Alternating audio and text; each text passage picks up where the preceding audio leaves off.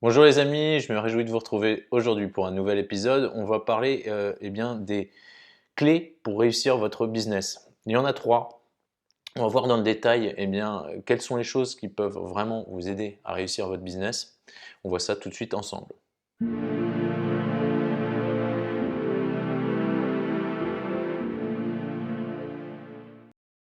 Les amis, je me réjouis de vous retrouver aujourd'hui pour un nouvel épisode. On va parler des clés pour réussir votre business, qui sont au nombre de trois. Avant de commencer, pour ceux qui ne me connaissent pas, pour les nouveaux ici, je m'appelle Mathieu, je suis entrepreneur et j'ai créé cette chaîne afin de partager avec vous les connaissances que j'ai pu acquérir au travers de mon parcours, mais aussi les erreurs que j'ai pu faire afin de vous éviter de faire les mêmes et vous faire gagner du temps.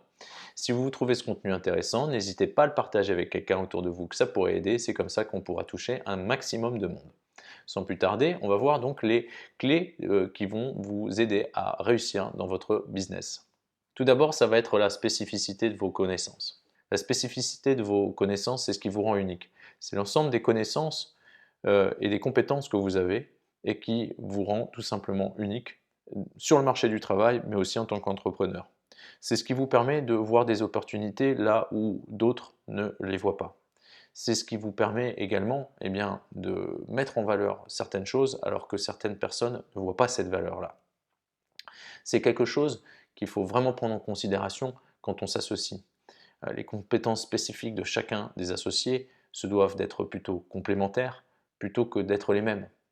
Si on veut par exemple lancer un business dans la technologie et qu'on a juste deux programmateurs, la plupart du temps, les deux vont se chamailler, on ne va pas réussir à avoir un produit minimum viable pour pouvoir le tester sur le marché. La plupart du temps, c'est plus intéressant dans ce cas-là d'avoir un programmeur, quelqu'un qui a des compétences techniques spécifiques, et peut-être quelqu'un qui est un vendeur, qui peut aller bien sûr vendre le produit à des gens, mais aussi à des investisseurs. Donc toujours cet ensemble de compétences et de connaissances spécifiques, c'est ce qui vous rend unique, et plutôt que de le voir comme un désavantage, un inconvénient, au final, c'est ce qui est pour vous une force. Et de la même façon, si vous êtes sur le marché du travail ou que vous êtes employé, l'ensemble de vos connaissances et de vos compétences qui sont spécifiques et qui font de vous un collaborateur unique, c'est cela que vous pouvez valoriser aux yeux de votre hiérarchie afin de demander une augmentation. Et une fois de plus, plutôt que de demander une augmentation, si vous êtes plus dans un rapport de dire voilà, ça fait un moment que je suis dans la société, je suis quelqu'un de loyal, je travaille correctement, j'aimerais rester dans cette société et grandir avec elle, et arriver à ce niveau-là, demandez à votre hiérarchie comment y arriver, comment on peut mettre en place quelque chose, et en fait d'investir en vous et dans votre ensemble de compétences et de connaissances spécifiques. C'est comme ça que vous allez pouvoir grossir avec une société, plutôt que de dire je veux une augmentation, et la réponse en fait c'est oui ou c'est non, et donc la plupart du temps c'est non. Donc valoriser le fait que vous soyez unique, c'est vraiment une force, et c'est parce que vous êtes unique également que le marché, les consommateurs vont aller vers vous. Si vous êtes comme tout le monde, bêtement, vous êtes comme tout le monde, donc vous n'avez pas de spécificité, vous n'avez pas de goût particulier, et donc c'est un désavantage sur le marché parce que vous ne sortez pas de la masse, vous êtes perdu dans la masse, et donc vous allez juste faire quelque chose peut-être qui fonctionne, mais ce ne sera pas la chose dont vous allez être fier parce que vous êtes unique et vous avez valorisé le fait d'être unique. Donc vraiment, valoriser cet ensemble de compétences et de connaissances spécifiques qui sont propres à vous, c'est très important, et c'est très important de les cadrer parce que c'est ce qui va pouvoir vous aider à justement délimiter un cadre et aller chercher peut-être autour de vous les compétences qui vous manquent, ou alors peut-être également développer les compétences qui vous manquent pour développer votre arsenal et augmenter une fois de plus votre valeur et la valeur que vous allez donner au marché. C'est vraiment important, et cette qualité unique que vous avez, il faut la coupler avec une seconde chose. Cette seconde chose, c'est la responsabilité. Et cette responsabilité, vous la devez à deux points de vue. Vous la devez vis-à-vis de vos clients, et vous la devez vis-à-vis de vos investisseurs potentiels. Cette responsabilité, vis-à-vis de vos clients, c'est de vous engager à délivrer le produit tel que vous l'entendiez, tel que vous l'avez annoncé, et ne pas essayer de tromper les gens. Parce que bêtement, si vous trompez les gens, eh bien, ça va très vite. Aujourd'hui, à l'ère du digital, avec les avis, etc., il est très facile eh bien, de se faire démonter une réputation parce qu'on a mal agi. Donc d'autant plus aujourd'hui, eh bien, cette responsabilité qu'on a vis-à-vis de nos clients est très importante et il est plus intéressant dans ce cas-là d'être vraiment responsable et s'il y a un problème, eh bien, de l'assumer, de dire oui, en effet, on va corriger notre erreur, etc. Mais vraiment éviter de tromper, car bêtement, une réputation, on n'en a qu'une seule et la construire, ça prend beaucoup de temps. De la même façon que les intérêts se composent et font des petits avec un effet de boule de neige, eh bien, la notoriété et la réputation eh bien, s'accumulent et font un effet de boule de neige. Et donc, sur le long terme, on est gagnant d'avoir été responsable et de ne pas avoir trompé sa clientèle. Et c'est ainsi qu'on va pouvoir mener un projet à long terme. Et ce sont les projets à long terme qui sont les plus gros et qui amènent le plus de réussite. Amazon a été créé au début des années 90 et c'est seulement dans les années 2010 que ça a vraiment explosé, donc 20 ans plus tard. Il en est de même pour beaucoup de choses. Et quand on vous dit que ça a explosé, en fait, la plupart du temps, ça fait déjà 3 ou 5 ans qu'une équipe travaille sur un produit dont on n'avait pas entendu parler et tout d'un coup, boum, ça explose. C'est le moment où ça explose. On mesure la valeur de la chose, mais on oublie le travail qui a été fait en amont. Et c'est ça, le travail de l'entrepreneur, c'est de faire ce travail en amont et de continuer à être responsable, à assumer ses erreurs. Il n'y a pas de problème à échouer, à recommencer, à améliorer. Et c'est comme ça qu'on peut continuer. Et de la même façon, vis-à-vis d'investisseurs potentiels, eh bien, si vous êtes responsable, si vous avez déjà monté un projet et qu'il n'a pas fonctionné, et que vous en prenez l'entière responsabilité, que vous reconnaissez vos fautes, que vous reconnaissez là où vous pouvez améliorer, que vous faites preuve d'honnêteté, eh bien, ça va rassurer un investisseur. Un investisseur préfère quelqu'un qui est prêt à reconnaître ses erreurs et à remettre le pied à l'étrier plutôt qu'une personne qui va être suroptimiste et qui va peut-être manquer d'honnêteté. Donc cette responsabilité, c'est le deuxième caractère qui est très important si vous voulez réussir votre business. Et la troisième des choses, et celle-ci, je le dirais, est moins nécessaire, mais c'est celle qui peut faire en sorte que tout d'un coup, ça accélère. C'est l'effet de levier. Et aujourd'hui, dans le monde du business, des effets de levier, on en a quatre. Historiquement, le premier effet de levier, eh bien, c'est la main-d'œuvre. Quand l'humanité a commencé à passer du mode de chasseur-cueilleur à l'agriculture, eh bien, on a commencé à travailler ensemble et puis il y avait un chef qui disait aux autres ce qu'ils devaient faire et donc c'est comme ça que la main-d'œuvre a été créée. Donc, bêtement, le premier levier que l'on a dans le business, eh bien, c'est les employés, la main-d'œuvre. Et l'idée, c'est qu'en gros, ils vont produire plus de richesses qu'ils ne coûtent à la société. Et c'est ainsi qu'on va pouvoir faire de l'argent, du bénéfice, du profit. Pour avoir managé des équipes de plus de 20-25 personnes, je vous avoue que c'est l'effet de levier peut-être le plus difficile à manipuler parce qu'on, eh bien, bêtement, on a à travailler avec eh bien, des gens, des affects, des personnalités, des sensibilités. C'est pas toujours évident. C'est pas toujours évident d'avoir tout le monde sur le même niveau et la même envie et le même entrain.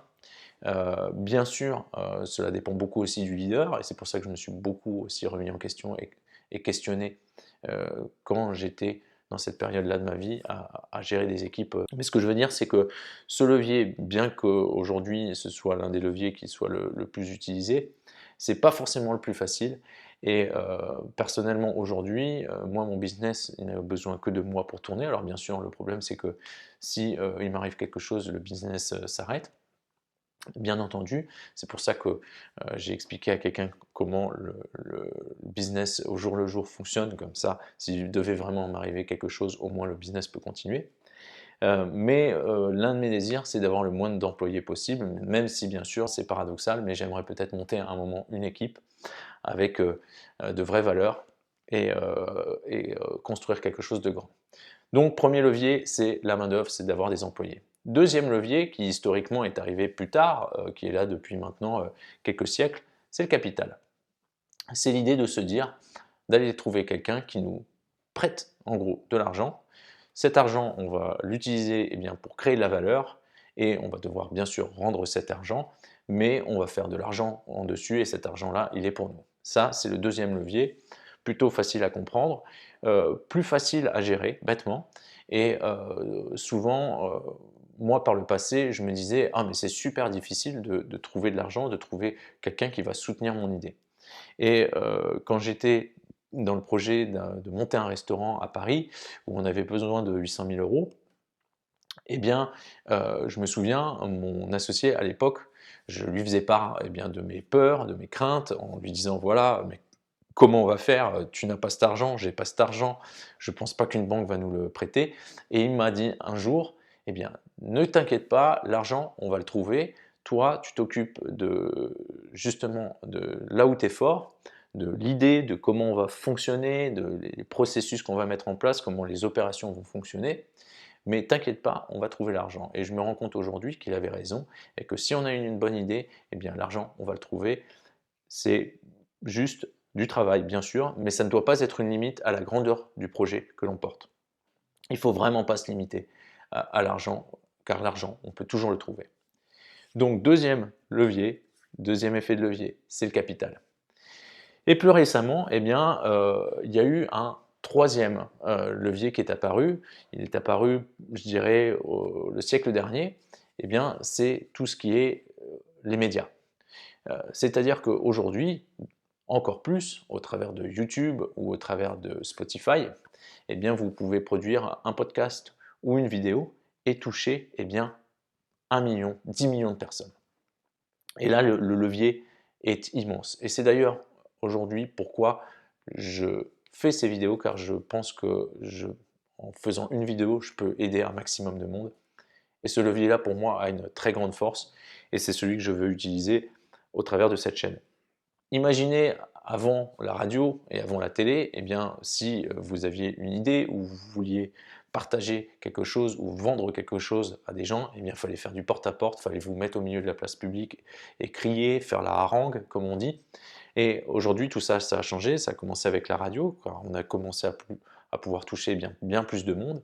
Ensuite, avec la télé, on a eu le développement de la publicité, qui avant déjà était une publicité physique, visuelle, dans la rue, mais avec la télé, ça a été facile de toucher des millions de gens avec un spot publicitaire. Et maintenant, avec Internet, ce levier a pris encore une toute autre dimension. Et comme je le disais, avec une vidéo sur YouTube, on peut toucher des millions de gens, on peut aider des millions de personnes. Donc ce levier-là, c'est le levier du média. C'est très important là aussi de le prendre en considération quand on veut, une fois de plus, mener notre business au succès. Et le quatrième et dernier levier qui lui est apparu en dernier, c'est le code. C'est-à-dire que je peux écrire aujourd'hui une ligne de code et au final, des millions de personnes vont l'utiliser. C'est l'un des leviers que j'utilise au travers de l'automatisation de mon e-commerce. Beaucoup de choses sont automatisées, donc je n'ai pas à m'en occuper, et donc c'est un levier qui me permet de décorréler le volume de travail que j'ai à faire par rapport aux résultats potentiels que je peux obtenir. Et donc ça, c'est l'un des leviers les plus intéressants aujourd'hui. Par contre, si vous ne savez pas coder, c'est un levier qui va être difficile d'atteindre, ou alors vous allez devoir avoir soit un partenaire, soit un sous-traitant de confiance qui puisse vous faire naviguer au travers de cela. Mais cette idée du code, c'est vraiment très important. Aujourd'hui, vous pouvez faire une ligne de code, sortir une application et des millions de personnes peuvent l'utiliser. Donc voilà les amis pour les 3 choses clés qui vont vous aider à atteindre le succès dans votre business. Je suis bien convaincu que ce n'est pas les clés que vous attendiez, mais c'est très important. Vraiment, valorisez vos compétences et vos connaissances spécifiques. C'est super important. Vous êtes unique et donc vous pouvez valoriser le fait d'être unique pour sortir de la masse. Deuxième chose, être responsable.